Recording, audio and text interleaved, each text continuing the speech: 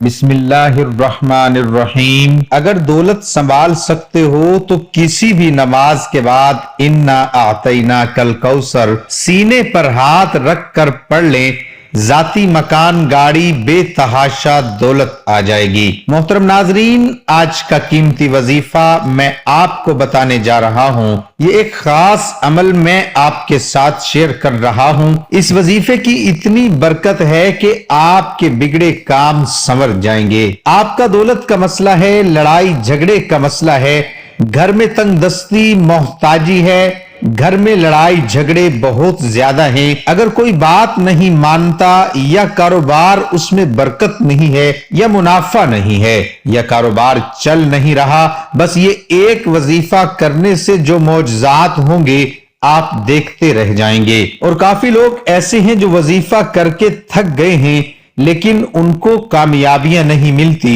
ان کے راستے میں اسی طرح کی رکاوٹیں ہیں، اسی طرح کی بندشیں ہیں۔ تو ان کے لیے بھی یہ عمل ہے، وہ بھی اس وظیفے کو کر لیں تو انشاءاللہ اللہ پاک ایسا معجزہ فرمائیں گے، اللہ پاک ایسا کرم فرمائیں گے کہ تمام مشکلات، تمام پریشانیاں ختم ہو جائیں گی۔ آج کے دن یہ خاص وظیفہ کیجئے۔ اس سورت کو پڑھنے والا آج تک کبھی کسی حاجت سے محروم نہیں رہا۔ اس آیت کو پڑھنے والے کو مانگنا نہیں پڑتا اور اسے مل جاتا ہے۔ میرے بھائیو، نبی کریم صلی اللہ علیہ وآلہ وسلم نے فرمایا، اے عبداللہ بن قیس، کیا میں تمہیں جنت کے خزانوں میں سے ایک خزانے کے متعلق نہ بتاؤں؟ میں نے عرض کیا، یا رسول اللہ صلی اللہ علیہ وآلہ وسلم، کیوں نہیں، ضرور بتائیے۔ تو آپ صلی اللہ علیہ وآلہ وسلم نے فرمایا، تم کہو لا حول ولا قوت الا باللہ، نہ گناہ سے بچنے کی ہمت ہے، نہ نیکی کرنے کی طاقت مگر اللہ کی توفیق صحیح ہے۔ بخاری اور مسلم نے اس کو روایت کیا ہے۔ تو میرے بھائیو، آج کا یہ جو وظیفہ ہے، اس کو کتنی تعداد میں پڑھنا ہے، کس وقت پڑھنا ہے، اور اس وظیفے پڑھنے سے کیا کیا فوائد آپ کو ملیں گے، آج کی اس خاص ویڈیو میں ہم آپ کو اس کے متعلق سب کچھ بتائیں گے۔ حدیث پاک صلی اللہ علیہ وسلم کا ارشاد ہے، اے لوگو، اتنی عبادت کرو جو قابل برداشت ہو، کیونکہ اللہ ثواب دینے سے نہیں رک سکتا یہاں تک کہ تم خوف عبادت کرنے سے اکتا جاؤ گے۔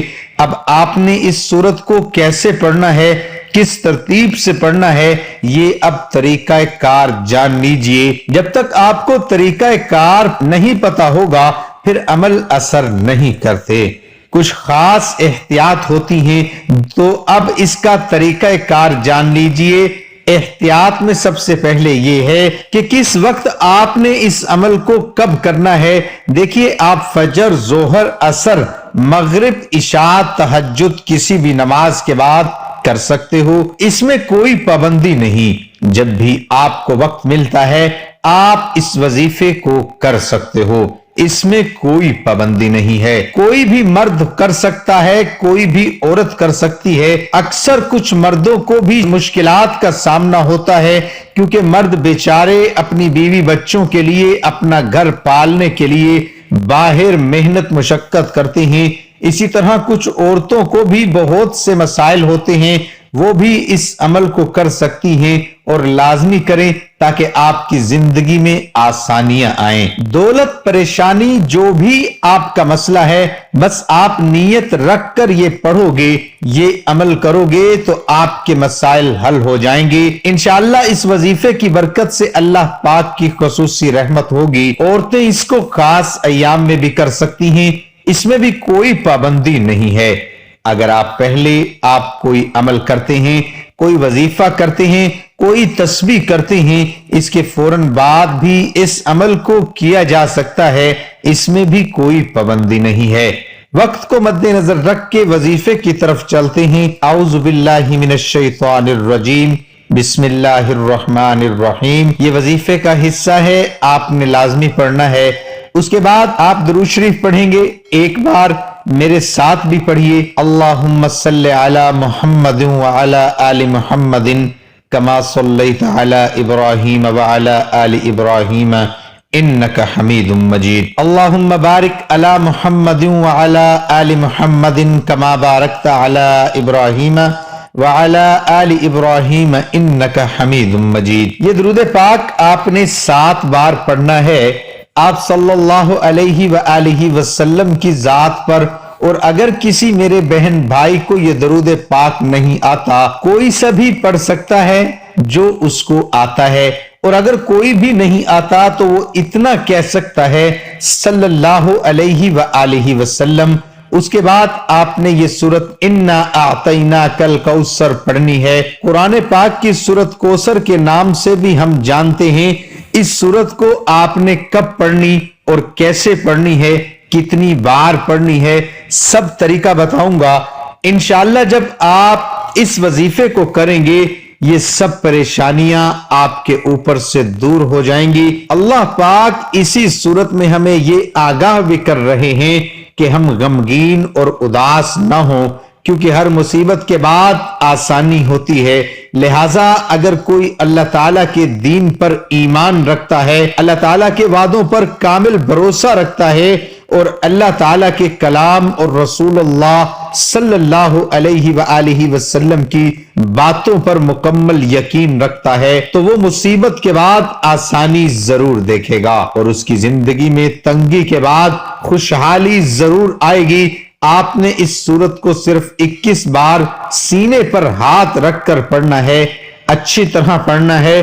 और जब आप इसको पढ़ेंगे आपके जहन में आपके मकसद हों, जो आपके लिए मुश्किलात बनी हुई है, जो आपकी हाजतें हों, आप यकीनन इस नीयत से ही करेंगे कि आपके तमाम मसाइल दूर हो जाएं। अब आपने वहीं बैठे जगह छोड़े बगैर ला हौला वला कुव्वता इल्ला बिल्लाहिल अलिय्यिल अज़ीम, ला हौला वला कुव्वता इल्ला बिल्लाहिल अलिय्यिल अज़ीम, सिर्फ इतना पढ़ना है कि मैं पूरे यकीन कामिल से कहता हूं कि इस तस्बीह को हर कोई जानता है।